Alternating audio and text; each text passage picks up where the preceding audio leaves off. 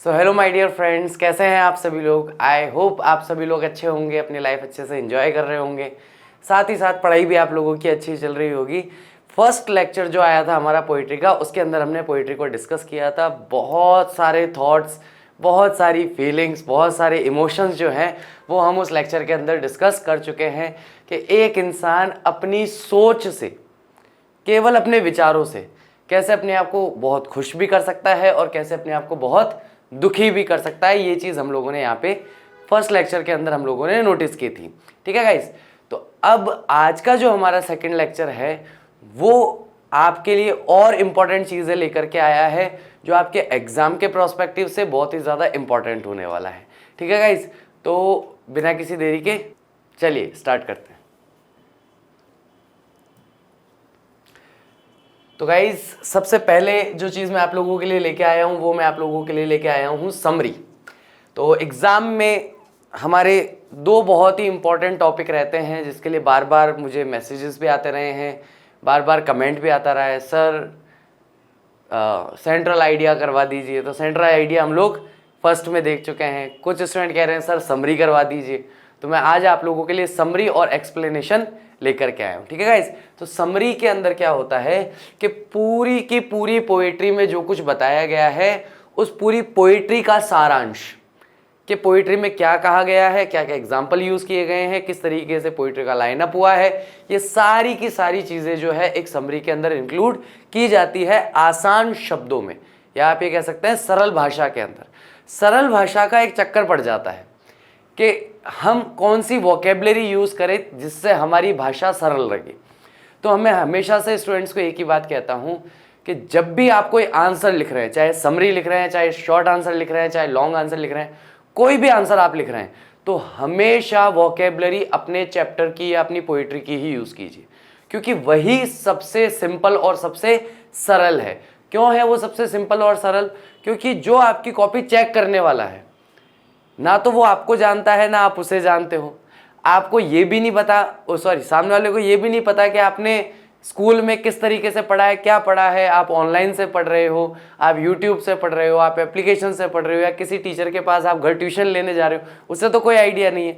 तो आप कहीं पर भी जाकर कोई भी वर्ड सीख सकते हैं, उन सारे वर्ड्स का इस्तेमाल आप कीजिए अपनी राइटिंग के अंदर। राइटिंग का मतलब जहाँ पर आपको लेटर राइटिंग करनी है, नोटिस राइटिंग करनी है, वहाँ पर आप उसका प्रयोग कीजिए। लेकिन जहाँ क्वेश्चन आंसर लिखने की बारी आती है, वहाँ पर जो एग्जामिनर है, जो कॉपी करेक्शन करने वाला है, वो केवल और केवल बुक की वोकेबलरी को सबसे अच्छी तरीके से जानता है। तो जब आप बुक की वोकेबलरी के साथ में अपना आंसर लिखते हैं तो उससे क्या फ़ायदा होता है? उससे ये फायदा होता है कि टीचर जो कॉपी चेक कर रहा है उसे सारे वर्ड जाने पहचाने लगते हैं। ठीक है, वो उस आंसर से फैमिलियर फील करता है। ठीक है, जो स्टूडेंट वोकेबलरी वर्ड नहीं समझते उनको हिंदी में बता देता हूँ, शब्दकोश। वे शब्द जिनका प्रयोग पाठ में किया गया है, उन्हीं शब्दों का प्रयोग आपको अपने आंसर राइटिंग में करना चाहिए। Let's start. One last Friday morning, एक पिछले शुक्रवार की सुबह, the poetess was driving, poetess जो है गाड़ी चला रही थी, from parents home to the Kochi airport, अपने माता पिता के घर से कोची एयरपोर्ट जाने के लिए। Her mother was sitting beside her in the car, और उनकी मॉम जो है, उनकी माताजी जो है, वो उनके बिल्कुल पास में, उनके बगल में कार में बैठी हुई थी। She suddenly had a look at her mother, और अचानक से उनका ध्यान गया, उन्होंने देखा अपनी माँ को, अपनी मम्मी की ओर देखा। She found that her mother was dosing with her open mouth, और उन्होंने पाया या उन्होंने देखा कि उनकी माँ जो है वो मुंह खोल करके डोजिंग कर रही है, मतलब आधी नींद में है, उनिंदा हुई भी है। Her face was as pale as that of a corpse, उनका चेहरा उतना पेल था, पेल का मतलब हो गया पीला, बेरंग, ऐसा आप कह सकते हैं। ठीक है, पीला हो रखा था, बेरंग हो रखा था, कलरलेस हुआ होता, बिल्कुल जैसे कि कोई कॉर्प्स हो, जैसे कि कोई लाश हो। द पोएट पेनफुली रियलाइज, और जो पोएट है उसने पीड़ा पूर्वक ये महसूस किया, पीड़ा के साथ, दर्द के साथ ये चीज महसूस की, that her mother is not going to live long, कि उनकी मदर जो है अब और ज्यादा जीवित नहीं रहने वाली हैं। दिस पेनफुल थॉट हॉन्टेड हर, ये पेनफुल थॉट जो है, ये भयानक जो विचार है, ये हमेशा से उन्हें हॉन्ट करता रहता था। हॉन्ट करने का मतलब क्या है? डराना। वो हमेशा क्या करता रहता था, उन्हें डराता रहता था। तो उन्हें हमेशा से इस चीज का डर लगा रहता था कि आज नहीं तो कल, कल नहीं तो परसों, परसों नहीं तो किसी ना किसी दिन उनकी मॉम उन्हें छोड़कर चली जाएंगी या उनकी मॉम की डेथ हो जाएंगी। But soon she tried to put it off, लेकिन जल्द ही उन्होंने इसे पुट ऑफ करने का मतलब क्या है, बाहर निकालना।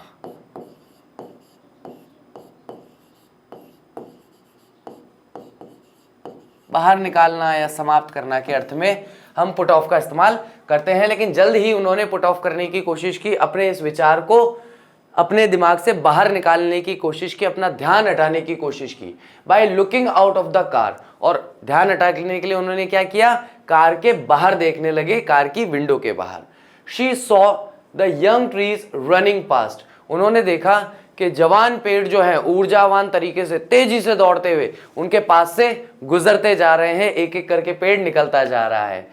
She looked at the Mary children coming out of their homes, उन्होंने देखा खुश या प्रसन्न बच्चे, खुश या प्रसन्न जो बच्चे हैं वो अपने घरों के बाहर निकल रहे हैं। और घरों के बाहर निकल रहे हैं तो मस्ती करने के लिए जा रहे हैं, यानी कि यहाँ पे ऊर्जावान तरीके से उन्हें देखा गया है कि फुल ऑफ एनर्जी है उनके अंदर। तो हमने पोएट्री के अंदर भी डिस्कस किया था, पहला विचार और दूसरे दोनों विचार जो हैं वो आपस में विरोधाभासी हैं, कॉन्ट्रास्ट रखते हैं। कॉन्ट्रास्ट कैसे रखते हैं कि एक तरफ बिल्कुल बेजान सा चेहरा लाश की तरह पड़ा है, दूसरी तरफ ऊर्जा से भरे हुए, खुशी से भरे हुए बच्चे और तेजी से भागते हुए पेड़ हैं। तो दोनों जो विचार है उसमें हमें विरोधाभास दिखता है या फिर हमें कॉन्ट्रास्ट देखने को मिलता है। As she saw life and vitality, जैसा कि वो देख रही थी, यानी भी बाहर की तरफ जो है लाइफ एंड विटैलिटी किसके लिए कहा गया है, तो लाइफ एंड विटैलिटी कहा गया है आपके पेड़ों के लिए और बच्चों के लिए। इन द आउटसाइड वर्ल्ड, जो कि बाहर की दुनिया में दिखाई दे रहा था। The painful thought passed away from her mind, और जो पीड़ा देने वाला जो विचार था वो पास्ड अवे। पास्ड अवे का मतलब क्या होता है, वैसे तो होता है गुजर जाना, लेकिन यहाँ पे गुजर जाना, निकल जाने के अर्थ में है कि भाई उनके दिमाग में जो दर्द देने वाले, पीड़ा देने वाले, समस्या पैदा करने वाले जो विचार थे वो उनके दिमाग से निकल गए थे। फ्रॉम हर माइंड, उसके विचारों से वो चीज़ हट गई थी और अब वो बाहर की खुशी देख करके थोड़ी देर के लिए नॉर्मल हो गई थी। आफ्टर रीचिंग द एयरपोर्ट, जब वो एयरपोर्ट पे पहुंचे, हिंदी में कहें तो हवाई अड्डा, तो जब वो हवाई अड्डे पे पहुंचे या एयरपोर्ट पे पहुंचे, she went through the security check, तो वो गुजरी। वेंट थ्रू का मतलब क्या है, वेंट का मतलब जाना या गुजरना, तो वो गई, कहाँ से गई, सिक्योरिटी चेक में से होके गई, जहां पर उन्हें सही तरीके से चेक किया गया कि भाई कोई बॉम्ब तो नहीं लेके आई है, या चाकू वाकू या कोई बंदूक, तो उसको सिक्योरिटी चेक में उसको अच्छी तरीके से चेक किया गया। वहां से गुजरने के बाद her mother was standing outside a few yards away, और उसकी माँ जो है वो खड़ी थी बाहर की तरफ, यानी सिक्योरिटी चेक तो के बाद वो अंदर चली गई एयरपोर्ट में, और वो एयरपोर्ट के बाहर की तरफ खड़ी थी, अ फ्यू यार्ड्स अवे, कुछ गज की दूरी पर। ठीक है ना, इसको हम कहते हैं, यार्ड्स को कह देते हैं गज, ऐसा होता है थोड़ा सा। ठीक है, तो कुछ गज की दूरी पर वहां पर वो खड़ी थी। After the security check, security check करने के बाद, she looked at her mother again, उसने फिर से अपनी माँ की ओर देखा। Her face was pale white, उनका चेहरा जो है बिल्कुल फीका पीला पड़ा हुआ था। Like a late winter's moon, जैसे कि लेट विंटर का मून हो, धुंधला सा, जो अपना चार्म खो चुका है, अपनी चमक खो चुका है, अपनी ऊर्जा खो चुका है, ऐसे रूप में उसने अपनी मॉम को देखा। She felt the old familiar act of her childhood, और उसने अपना पुराना, फैमिलियर का मतलब क्या हो गया, परिचित, ओल्ड का मतलब पुराना,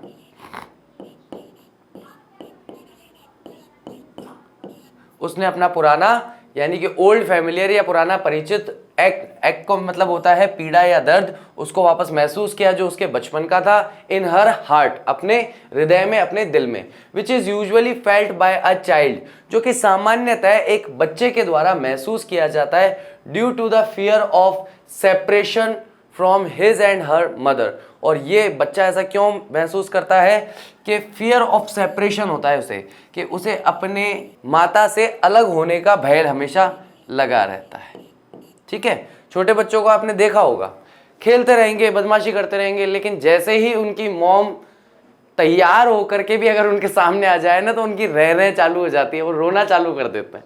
क्यों? क्योंकि उनको लगता है कि अब ये मेरे को यहाँ छोड़ के कहीं ना कहीं जाने की तैयारी में है। तो वही पुराना जो दर्द है किसी लड़के का या किसी लड़की का, बच्चे का या बच्ची का अपने माँ से दूर हो जाने का डर जो है, वही डर जो है वापस से उसने महसूस किया।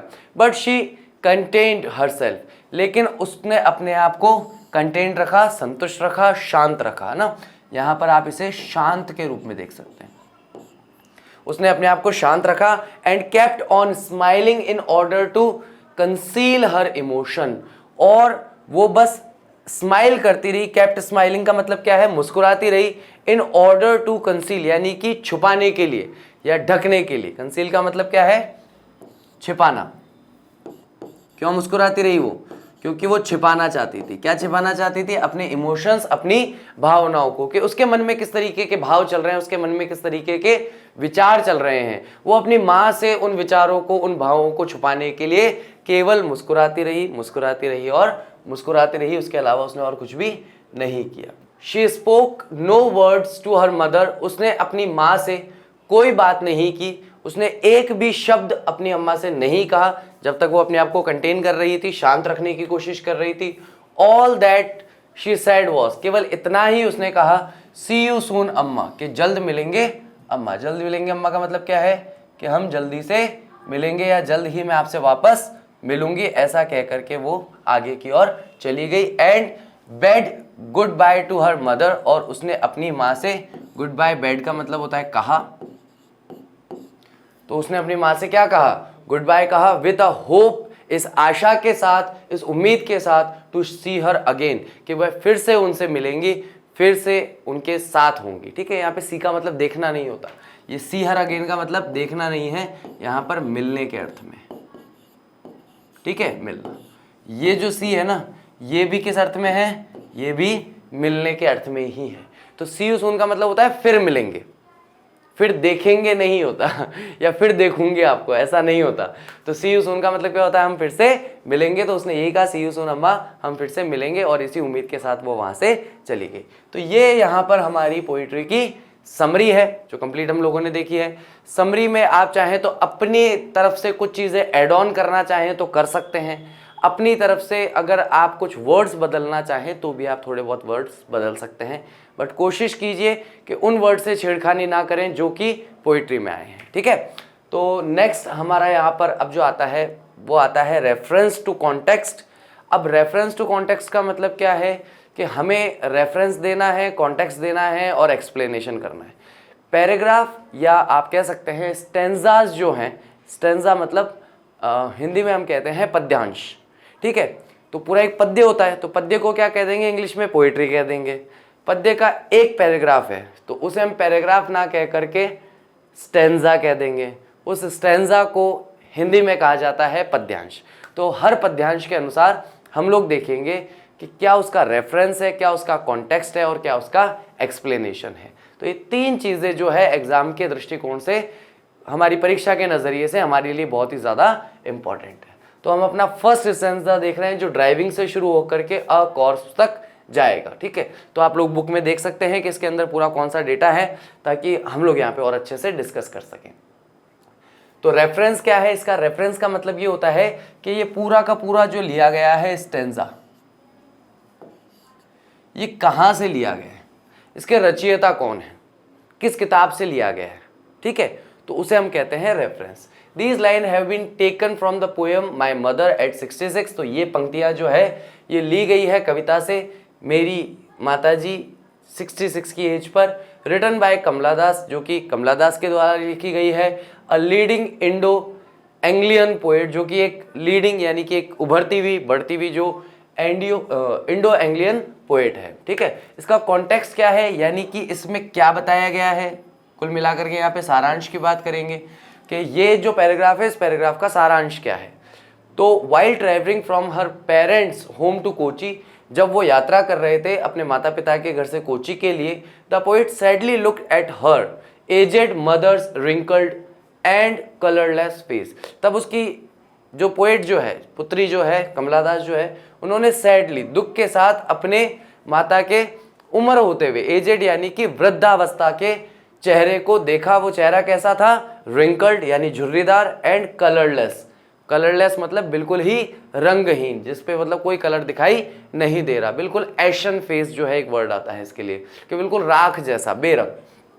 ठीक है। She realise that the old age now was reflected on her face, और उसने महसूस किया, उसने रियलाइज किया कि पुराना जो उसकी वृद्धावस्था है यानी कि बूढ़ी आयु जो है, now was reflected on her face, अब उसके चेहरे पर साफ तौर पर झलक रही है कि कितनी वृद्ध वो हैं। उनकी वृद्धावस्था जो है वो उनके चेहरे पर साफ तौर पर दिखाई दे रही है। इसका एक्सप्लेनेशन क्या है कि जहां हमने एक एक लाइन में एक एक बात को कह दिया, ऐसा हुआ ऐसा हुआ ऐसा हुआ, खत्म, ये कॉन्टेक्स्ट है। ठीक है। तो कॉन्टेक्स्ट में जितना हुआ है या तो आप उतना बताइए या उससे थोड़ा कम बताइए। उससे ज़्यादा बताएंगे कि उसके पीछे का भाव क्या है, वो कहना क्या चाहता है, उसका अर्थ क्या है, या वो कैसा महसूस कर रहा है, ये सारी चीज़ें अगर आप उसमें इंक्लूड करेंगे तो उससे क्या होगा कि वो कॉन्टेक्स्ट ना रह करके वो एक्सप्लेनेशन हो जाएगा। ठीक है। तो हमें कम पार्ट रखना है कॉन्टेक्स्ट में, ताकि एक्सप्लेनेशन में हम उस पूरे के पूरे स्टेंजा को बहुत अच्छे से एक्सप्लेन कर पाएं। It was last Friday morning when the poet was driving with her mother from her parental home to Kochi airport. ये पिछले शुक्रवार सुबह की बात है जब पोएट कमला दास जो है वो कार चला करके अपनी माँ के साथ अपने पैतृक घर से, यानी कि जहाँ उनके माता पिता रहते हैं, उस घर से कोची एयरपोर्ट की तरफ जा रही थी। Her mother was sitting beside her, और उनकी माँ जो है उनके पास में बैठी थी। इन द कार, उस कार में। The poet looks wistfully at her mother, और पोएट जो है ध्यानपूर्वक अपनी माँ की ओर अचानक से नजर गई, लेकिन नजर जाने के बाद ध्यानपूर्वक देखने लगी अपने माँ के चेहरे की ओर। हु इज डोजिंग, जो कि ऊँग रही थी यानी कि आधी नींदों में थी। ओपन माउथेड, जिनका मुंह खुला हुआ था। शी नोटिसेस, वो ध्यान देती है, that her mother's face is lifeless, कि उनकी माँ का जो चेहरा है वो बिल्कुल बेजान हो गया है। एंड कैसा हो गया है? Devoid of colour. डिवॉइड का मतलब होता है किसी भी चीज से हीन होना। ठीक है। डिवॉइड का मतलब क्या है? हीन होना। अब यहाँ पे डिवॉइड ऑफ कलर कहा गया तो रंगहीन था उनका चेहरा। It looks as if she were dead, ऐसा लग रहा था, ऐसा प्रतीत हो रहा था या दिख रहा था जैसे कि वो मर चुकी हैं, यानी कि बिल्कुल एक डेड बॉडी की तरह, एक कॉर्प्स की तरह, एक लाश की तरह दिख रही थी। This sight is very saddening to the poet, और ये जो दृश्य था, साइट का मतलब क्या है? ये जो दृश्य था उसकी माता का इस तरह का चेहरा देखना, वो बहुत ही दुखद था या पीड़ा को, दुख को सैड कर देने वाला था टू द पोएट, उस पोएट या कमला दास को। तो कमला दास जो है वो अपनी माँ के ऐसे चेहरे को देख करके दुखी हो गई थी, या उसके मन में दुख के भाव जो है पैदा होना शुरू हो गए। सेकंड हमारा यहाँ पे जो स्टेंजा आता है वो आता है रियलाइज्ड से शुरू होकर के और होम्स तक का, यहाँ पर हम सेकंड स्टेंजा देखते हैं। रेफरेंस, किसी भी पोएट्री का रेफरेंस एक ही होता है और वो बार बार सेम रिपीट होता है, हर बार नया रेफरेंस नहीं आता, क्योंकि जहां से पहला स्टेंजा लिया गया था, जिसने पहला स्टेंजा लिखा है, दूसरा स्टेंजा भी वहीं से लिया गया है और दूसरा स्टेंजा भी उसी ने लिखा है, तो उसमें अलग क्या लिखोगे आप? सेम बात ही लिखोगे ना भाई। आपको मैं ये पूछूं कि पोइट्री का फर्स्ट पार्ट किसने पढ़ाया था, तो मैंने ही पढ़ाया था। कौन सी बुक से पढ़ाया था? तो फ्लेमिंगो से पढ़ाया था। तो सेकंड पार्ट कौन पढ़ा रहा है? मैं ही पढ़ा रहा हूँ। कौन से बुक से? तो फ्लेमिंगो से ही पढ़ा रहा हूँ। तो उसको बार बार बताने की जरूरत तो नहीं पड़नी चाहिए ना। ठीक है, लेकिन चेंज नहीं होगा वो। जैसा फर्स्ट स्टेंजा में किसी का बनाओगे आप, वैसा सभी स्टेंजा के अंदर सभी पोइट्री के साथ हो जाएगा। ऐसा केवल इसके साथ नहीं है, हर पोइट्री में ये चीज चलेगी कि आपने जो रेफरेंस और कॉन्टेक्स्ट एक बार आपने अपने अकॉर्डिंग बना लिया है, उसे आप सेम पोइट्री में बार बार यूज, हर स्टेंजा के साथ यूज कर सकते हैं। ठीक है, तो इसको हम डिस्कस नहीं कर रहे हैं क्योंकि हमारा डिस्कस हो चुका है। कॉन्टेक्स्ट देखते हैं कि इस वाले स्टेंजा में क्या बताया गया है। On seeing her mother's face, अपनी माँ के चेहरे को देख करके, the poet feels that her face now reflects her advanced age. उनका चेहरा जो है वो ये दर्शाता है कि बढ़ी हुई आयु को वो दर्शा रहा है। Wanting to shift her attention from this painful thought, और वो चाहती हैं कि वो अपना ध्यान जो है वो हटा दे, शिफ्ट कर दे, एक जगह से दूसरी जगह पर बदल दे अपने ध्यान को। दिस पेनफुल थॉट, इस पीड़ा देने वाले विचार से। पीड़ा देने वाला विचार कौन सा, वो तो फर्स्ट स्टेंजा में आ गया कि उसकी मॉम की जो है चेहरा वो बिल्कुल ऐसा लग रहा है जैसे किसी लाश का चेहरा वो देख रही हो। She looks out of the car at the lovely sites, और वो अपनी कार के बाहर जो मन को खुश करने वाले, प्रसन्न करने वाले जो दृश्य हैं, हृदय को खुश करने वाले जो दृश्य हैं, उसकी तरफ वो देखने लगी। ठीक है गाइस, एक्सप्लेनेशन क्या आएगा इसका, it is a saddening sight of for the poet to behold her mother's old age face. ये बहुत ही दुख देने वाला या पीड़ा देने वाला दृश्य था पोएट के लिए कि वो देखे, बिहोल्ड यानी कि लगातार उसे देखती रहे अपनी माँ के पुराने या बूढ़े वृद्धावस्था के चेहरे को। To put away these thoughts, इन विचारों को अपने दिमाग से निकाल देने के लिए, she glances out of the car, वो कार के बाहर देखना शुरू करती है। The scene of life and energy will lighten her heart, और जो दृश्य वो देखती है जहां पर जीवन और ऊर्जा दिखाई दे रही है। भाई बाहर क्या देखा उसने, तेजी से भागते हुए पेड़ पौधे, खुशी से घर से बाहर भागते हुए बच्चे। तो ये दोनों चीजें किसको सिंबलाइज कर रही हैं, किसका प्रतीक बन रही है, जीवन का और ऊर्जा का। विल लाइटन हर हार्ट, और ये दृश्य देख करके उसे लगा कि ये देखूंगी तो मेरा दिल थोड़ा हल्का हो जाएगा, क्योंकि कहते हैं ना कि मन भारी हो गया मेरा। ऐसे विचारों से क्या हुआ, मन भारी हो गया या दिल भर आया। तो उसको हल्का करने के लिए, लाइटन करने के लिए वो क्या है, बाहर ऊर्जा की ओर देख रही है या जीवन जो है उसकी ओर देख रही है। She looks the site of sprinting young trees along side, उसने अपने पास में, अपने साथ साथ में तेजी से भागते हुए यंग ट्रीज को देखा। And children running out merrily, और बच्चे जो हैं घर के बाहर खुशी खुशी भाग रहे हैं फ्रॉम देयर होम्स, अपने घर से बाहर वो भाग रहे हैं बहुत खुशी खुशी। ऐसे बच्चों को उसने देखा जो कि जीवन और ऊर्जा का महत्व दर्शाते हैं या उसको सिंबलाइज करते हैं, उसका प्रतीकात्मकता करते हैं। लास्ट हमारा स्टेंजा यहाँ पे आता है, बट से लेकर के smile and smile and smile तक। रेफरेंस वापस वही कहूंगा, सेम रहेगा, रेफरेंस में कोई अंतर नहीं आने वाला। कॉन्टेक्स्ट जो है वो थोड़ा सा इसका अलग हो जाएगा, देखते हैं। Now the poet is at the airport, अब पोएट कहाँ पे है, एयरपोर्ट पे है। Where she once again looks closely at her mother and bids her good bye with a smile. तो वो क्या कर रही है, शी लुक्स अगेन, वापस से अपनी माँ की ओर देखती है और उन्हें गुड बाय कहती है विद अ स्माइल, एक मुस्कुराहट के साथ। Willing to put away her fear of losing her, और वो चाह रही है कि उसके चेहरे से वो जो डर है वो हट जाए, या वो डर जो है उसकी माँ को दिखाई ना दे कि वो उसे कभी खो देगी, कि उसके मन में इस तरीके के भाव चल रहे हैं कि कभी भी मैं आपको खो दूंगी क्योंकि आपकी बहुत ही वृद्धावस्था हो चुकी है। तो इस प्रकार के जो भाव हैं उन्हें छुपाने के लिए वो क्या कर रही है, स्माइल कर रही है। ठीक है गाइस, बाकी हम यहाँ तो इतना ही लिखेंगे क्योंकि कॉन्टेक्स्ट में कम लिखना है, कॉन्टेक्स्ट में ज़्यादा लिख दिया ना तो एक्सप्लेनेशन लिखते समय इतनी समस्या होती है, ऐसा लगता है कि अरे यार यही चीज़ तो अपन ने रेफरेंस में लिख दी, अब वापस यही चीज़ कॉन्टेक्स्ट में लिख रहे हैं, फिर यही चीज़ अपन एक्सप्लेनेशन में लिखेंगे, अजीब नहीं हो जाएगा? टीचर को ये नहीं लगेगा कि यार बार बार एक ही एक चीज़ लिख रहा है? इसलिए कोशिश करो कि कॉन्टेक्स्ट थोड़ा छोटा रहे ताकि एक्सप्लेनेशन में आप बहुत अच्छे से हर चीज़ को एक्सप्लेन कर सकें, एलिब्रेट कर सकें। एक्सप्लेनेशन में हम क्या देखते हैं, आफ्टर द सिक्योरिटी चेक के बाद में, जो हवाई अड्डे पे था, एयरपोर्ट पे था, the poet stands a few yards, poet जो है वो कुछ गज की दूरी पर खड़ी थी, अवे फ्रॉम हर मदर, अपनी माँ से कुछ गज की दूरी पर खड़ी थी।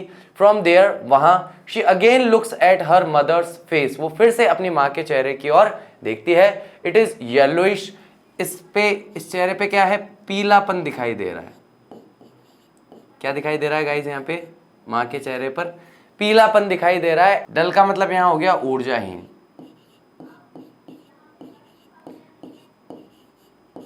ठीक है, ऊर्जाहीन दिखाई दे रहा है। Like the moon of the late winter, जैसे कि कोई देर से आने वाला, यानी कि मध्य रात्रि का, या जब विंटर का जब चरम पर होता है, सर्दियां जब बहुत तेज पड़ रही होती है, जब धुंध होती है, उसमें जैसा चांद दिखाई देता है, बिल्कुल बेरंग सा, बिल्कुल फीका सा, कलरलेस, और ऐसा लगता है कि बिल्कुल धुंधला सा दिखाई दे रहा है, एशन टाइप का।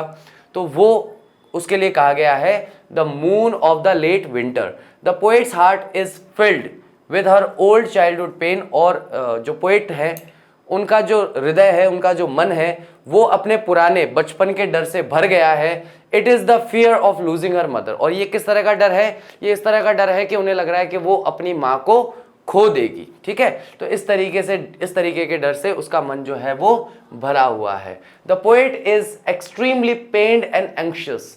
पोएट जो है वो असाधारण तरीके से, या आप कह सकते हैं यहाँ पे अत्यधिक, एक्सट्रीमली का मतलब क्या है, बहुत ही ज्यादा, पेंड यानी कि पीड़ित महसूस कर रही है, पीड़ा को महसूस कर रही है, एंड एंग्शियस और चिंता को महसूस कर रही है, उसे बहुत चिंता भी हो रही है कि मेरी मॉम का क्या होगा। Therefore she can only say to her mother, इसलिए वो अपनी माँ से केवल इतना ही कह पाई, सी यू सून अम्मा, मैं आपसे जल्द मिलूंगी अम्मा। She is hiding her pain from her mother, क्योंकि वो अपने दुख को, अपने पीड़ा को छुपाने की कोशिश कर रही है। हाइडिंग का मतलब क्या है, छुपा रही है अपनी माँ से। She only smile and smiles, वो केवल मुस्कुराती है और मुस्कुराती है, and bade her good bye, और उसे गुड बाय कह देती है, ठीक है गाइस। ये हमारा लास्ट एक्सप्लेनेशन है। लेट विंटर मून के लिए हम एक नोट देख सकते हैं कि लेट विंटर मून कुछ ऐसा होता है। देखो यहाँ पे आप देख रहे हो ना, कैसा धुंधला सा दिख रहा है, गंदा सा दिख रहा है। बाकी आप बहुत सारी चांद की दूसरी तस्वीरें देखेंगे तो उसमें आपको बड़ा सुंदर सा दिखाई देगा, लेकिन यहाँ पे बिल्कुल बेजान सा, निर्जीव सा दिखाई दे रहा है, ब्लैक एंड व्हाइट टाइप का। तो लेट विंटर्स मून जो है, the moon in the last phase of winter, जहां पर सर्दियां खत्म होने वाली होती है, ऐसे स्थान का या ऐसे समय का जो मून है, लैक्स इट्स नॉर्मल ग्लो, उसमें कमी होती है। लैक का मतलब क्या है, कमी होती है उसमें, किस चीज की, अपनी सामान्य चमक की, यानी कि सामान्यतः जो हमें चमक दिखाई देती है उसकी कमी होती है उस चांद के अंदर। The poet's mother too lacks strength and glow, और उसकी माँ का जो चेहरा है वो भी ऐसा दिख रहा है कि उसमें भी लैक है। लैक का मतलब क्या है, कमी है, किसकी, स्ट्रेंथ की। स्ट्रेंथ का मतलब हो गया शक्ति या ताकत, और वैसे यहाँ पे अगर आप स्ट्रेंथ का मतलब सही लो तो मेरे हिसाब से तो ऊर्जा ज्यादा सही अर्थ होगा। उनका चेहरा जो है ऊर्जाहीन हो गया, मतलब किसी भी तरह की एक एनर्जी उनके चेहरे पर दिखाई नहीं दे रही, एंड ग्लो, और उनके चेहरे पे किसी भी तरह की चमक दिखाई नहीं दे रही। The poet therefore compares her to the late winter's moon, और इसीलिए जो पोएट है वो उनकी तुलना कर रही है लेट विंटर के मून से, यानी कि पुराने जो समाप्त होती हुई जो आपका सर्दी का समय है उसका चांद कैसा दिखाई देता है, उससे उसका कंपैरिजन किया जा रहा है, ठीक है गाइस। तो आई होप ये लेक्चर, ये चैप्टर आपको अच्छी तरीके से समझ में आया होगा, और इस पोएट्री से रिलेटेड जितने भी पॉसिबल क्वेश्चन हो सकते हैं, आप चाहें तो केवल इस एक डेटा से भी उस सारे क्वेश्चंस का आंसर दे सकते हैं। शॉर्ट आंसर टाइप क्वेश्चन आ जाए, लॉन्ग आंसर टाइप क्वेश्चन आ जाए, मैं हमेशा स्टूडेंट्स को ये कहता हूं कि अपना जो कॉन्टेक्स्ट है उसे अच्छे से तैयार करो। कॉन्टेक्स्ट का मतलब क्या होता है कि कोई भी चैप्टर है, कोई भी पोएट्री है, उस चैप्टर और पोएट्री को अच्छे से तैयार कर लो। स्टूडेंट क्या करते हैं, चैप्टर और पोएट्री तैयार नहीं करते हैं, उसकी जगह क्वेश्चन आंसर ज्यादा तैयार करते हैं। क्वेश्चन आंसर कहां से पूछे जाते हैं, कहां से पूछेगा, बेस क्या है क्वेश्चन आंसर पूछने का, या तो चैप्टर से पूछेगा या पोएट्री से पूछेगा, उसके बाहर से तो नहीं पूछ सकता। उसको अच्छे से तैयार कर लो और उसके बाद में एग्जामिनर को खुला छोड़ दो, भाई तेरी मर्जी हो जो पूछ, मेरे को सब आता है इस चैप्टर के बारे में, राइट और नो। लेकिन उसके साथ में आप लोग बताते हैं, कई बार मैंने ऑब्जर्व भी किया है, राइटिंग स्किल्स को लेकर के प्रॉब्लम आती है, तो टेंस के हमारे जो वीडियोस हैं उनको आप लोग देख सकते हैं, ठीक है। टेंस का वीडियो आप देखिए, उसके अंदर टेंस एंड ट्रांसलेशन कराया गया है, तो उसके अंदर आप अच्छी तरीके से उसे देख पाएंगे कि कैसे आप अपने मन की बात को इंग्लिश में लिख सकते हैं सरल से सरल तरीके से, ठीक है गाइस। तो आई होप ये पोइट्री आपको अच्छे तरीके से समझ में आई होगी, क्लियर होगा, and thank you very much. जल्द ही मैं आपको लोगों के लिए सेकंड पोइट्री भी लेके आऊँगा, और kindly like and share the video and subscribe the channel अगर आपने अभी तक नहीं किया है। तो मैं काफ़ी बार नोटिस करता हूँ कि व्यूज़ काफ़ी अच्छे देखने को मिल जाते हैं, लेकिन लाइक्स और कमेंट्स जो हैं वो उतने अच्छे देखने को नहीं मिलते हैं, और मुझे पता नहीं क्यों एक झिझक सी होती है ये कहने के लिए। तो मैं फिर से आप लोगों से काफ़ी दिनों के बाद, आज शायद 20-25 दिन बाद शायद आप लोगों से फिर से रिक्वेस्ट कर रहा हूँ कि अगर आपने लाइक नहीं किया है, कमेंट नहीं किया है, तो लाइक कीजिए, कमेंट कीजिए और शेयर कीजिए इस वीडियो को। Thank you very much. I will see you soon with the next poetry. Till that take care of yourself. Bye.